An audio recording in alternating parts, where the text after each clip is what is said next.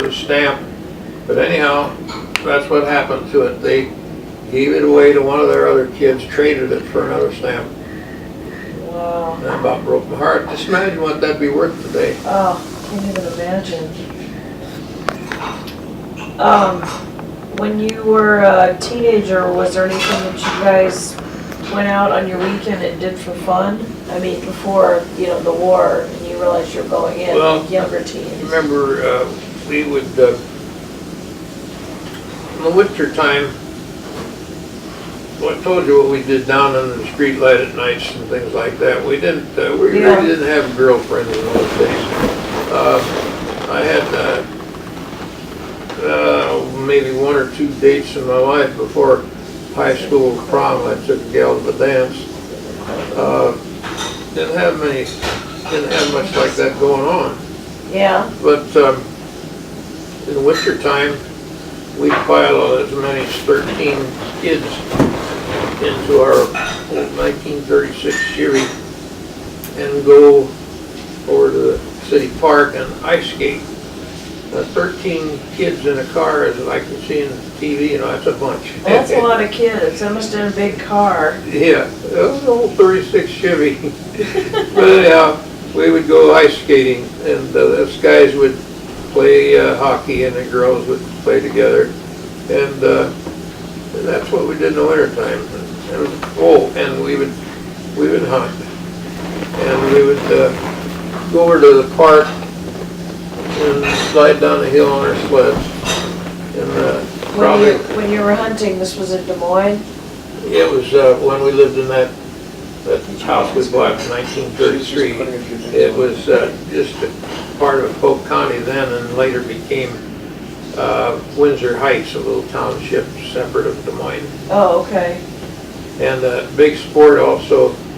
Oh, I remember one day I was coming back from hunting. I had a string of 3 or 4 rabbits I was carrying, and this gal stopped, asked if I wanted to ride, and she was the beauty of the whole damn area. Oh. The mayor's daughter. Oh my goodness. And she asked me if I wanted to ride. Sure. She took me home, and I dumped off them rabbits. She said, I'm going skiing, would you like to go along?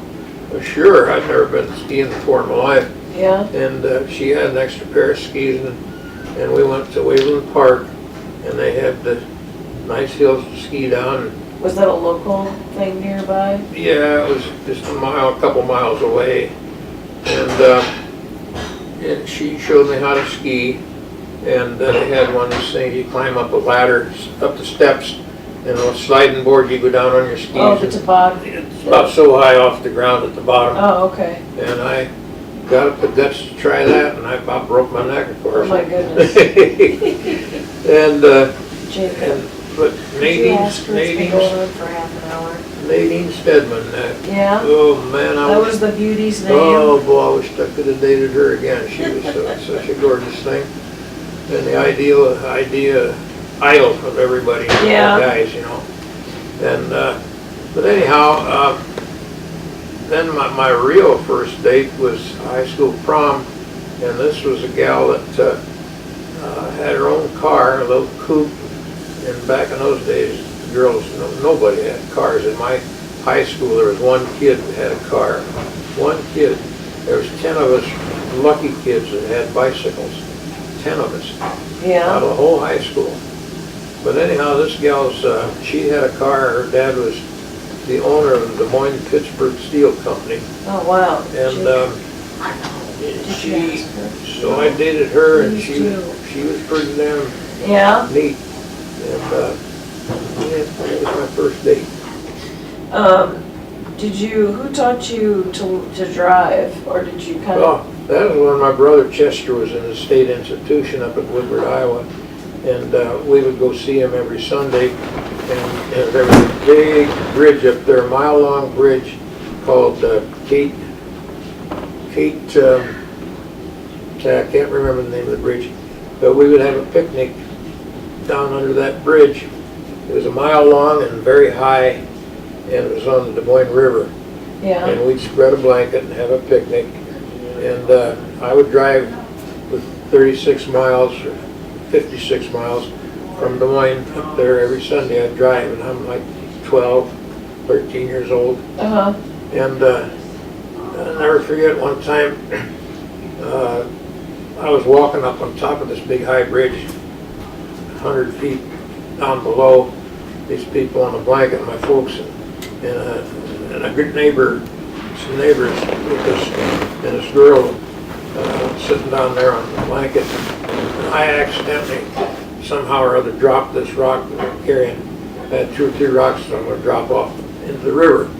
And I dropped that rock and it rolled over there and went off the edge, and I looked down, it was going right for her. Oh and my it gosh. missed her about a foot. Wow. And, oh my God, I've never been so scared in my life. But anyhow, I did a lot of driving at that age, 12, 13, 14. Yeah. And when I got to be 16, my dad took me over to the State House, the Iowa Capitol building, where there was a patrolman, highway patrolman that sat out there, and people would come over to him and take a driver's test. He'd take them out, drive around, and ask them a few questions, and if you made it, he'd sign it. Well, my dad knew him somehow or other, and when I was 16, he just drove over and told him that I was there to get my driver's license. He said, "That's okay, Bert. I know you. It's all right." And I didn't have to do anything. So did he just send you a, did they actually just, they gave you a paper license? I think I saw my grandpa's. I got the license in the mail. In the mail, oh, it was Yeah. mailed to you, okay. So it's not like he just said, hey, go ahead and drive, you actually got a license? They gave you a Well, he license? just said, "Hey, go ahead and drive." I'll mail it to you. Okay. And then a day or two later, I got the license in the mail. So did your parents have a car then that you could drive, or? Yeah, that was this old 1936 Chevy that we That still one we were had. talking about earlier? Yeah. What was your high school graduation like at Dowling? I hated school. Mhm. I really hated it. I got there the year that Latin was no longer mandatory. You could take any one of a dozen foreign languages. So I took the easiest one, of course, Spanish, and typing and stuff like that, and ancient history, and you had to take mathematics and a few other things that you had to take. But I hated school. I would, in certain classes, I always sat in the back row.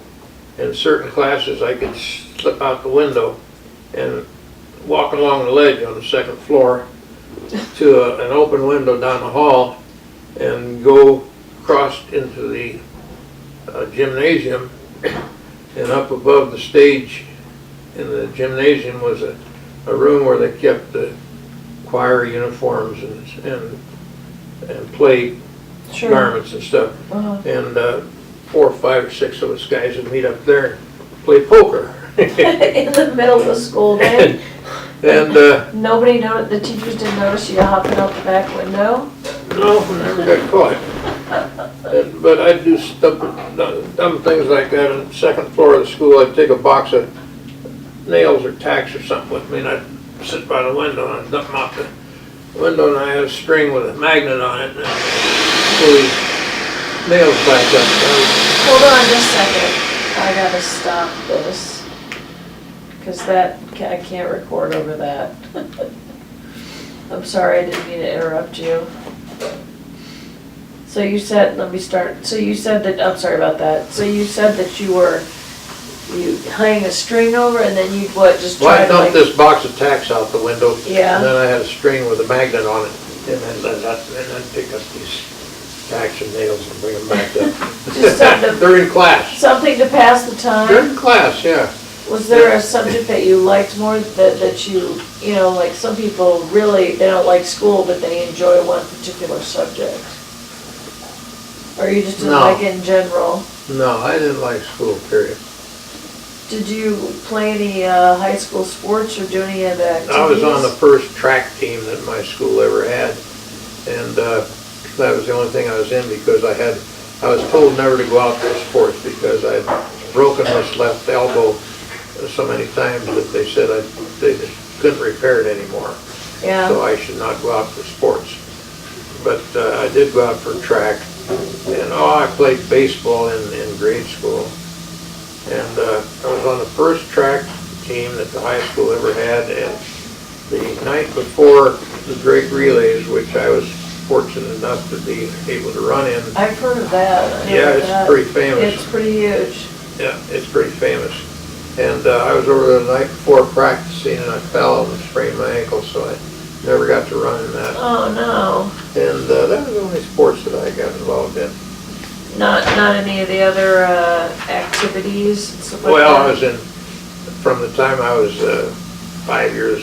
6 years old, I was in the school choir, and in high school in the glee club, then after high school in the choir in the church, and I just quit the church choir here a year ago. I was gonna say, when we were next to each other in church last night, I thought you had a pretty good singing voice. I sing loud. Yeah, no, you could definitely stay on key. But anyhow, let's see. I was gonna ask you, the one thing I did wanna ask you is, do you think if the war wouldn't have come up, you don't sound like you probably would have gone to college because you didn't care for school? Right.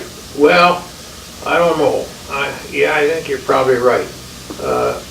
There was no way we could get money for college. And guys like me couldn't even get jobs. Yeah.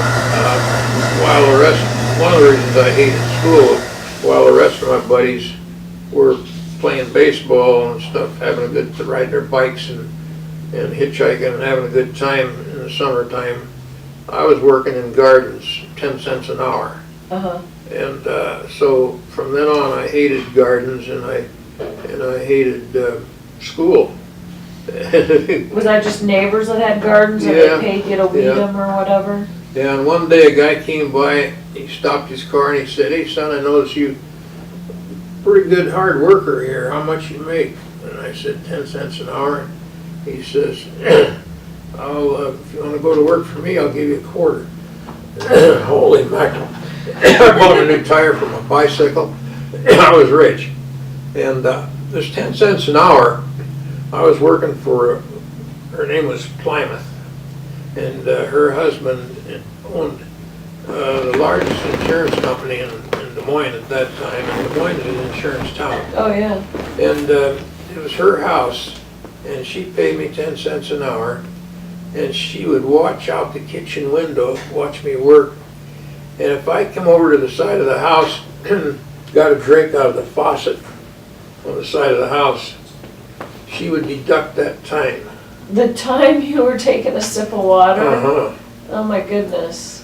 So I was pretty happy when I got this job working after high school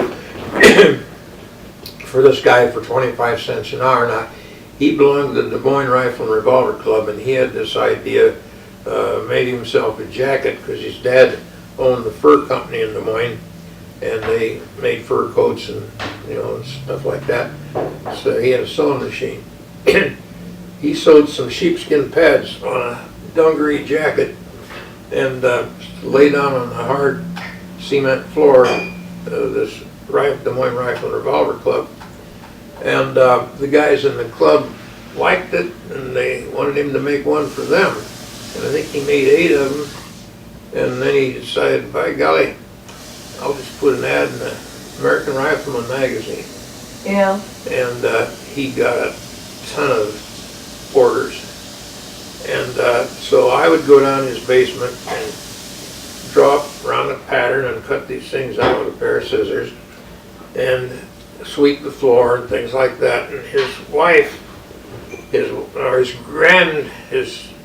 grandmother had the sewing machine up in the attic, and she would sit up there and sew these things together.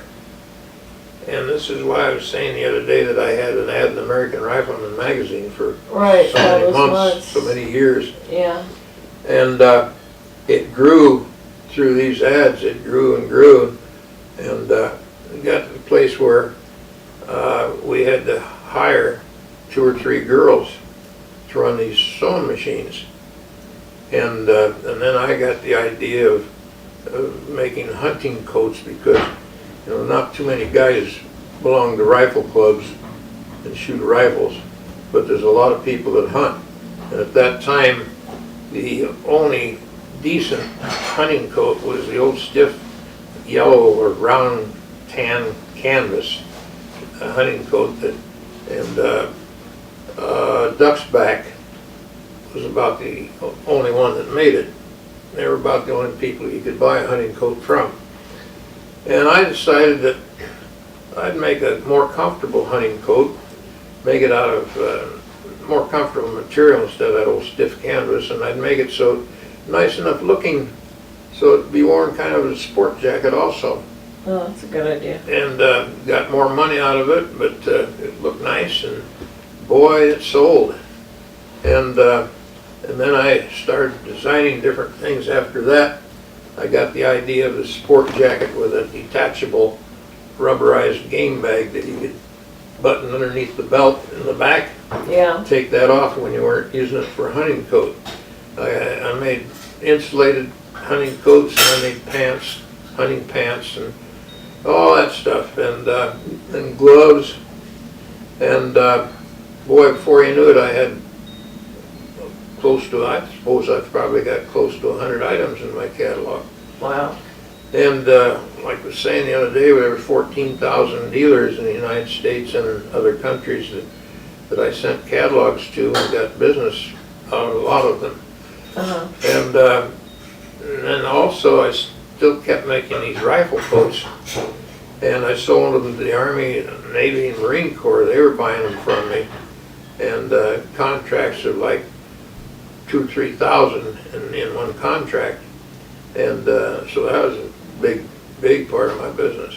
Mm-hmm. And it grew to the place where I had 140 girls working for me when I sold it.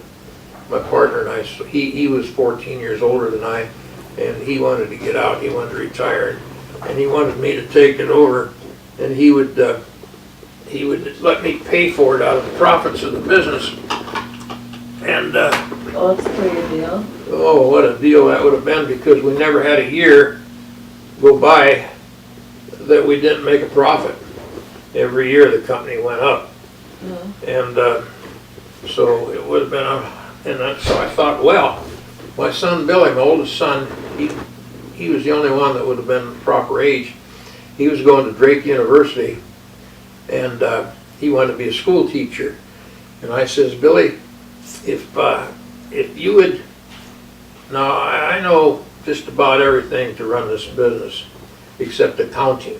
Mm-hmm. I mean, I could fix a sewing machine, I could design the products, I got patents on the stuff, I could sweep the floor, I could do everything, but I did not know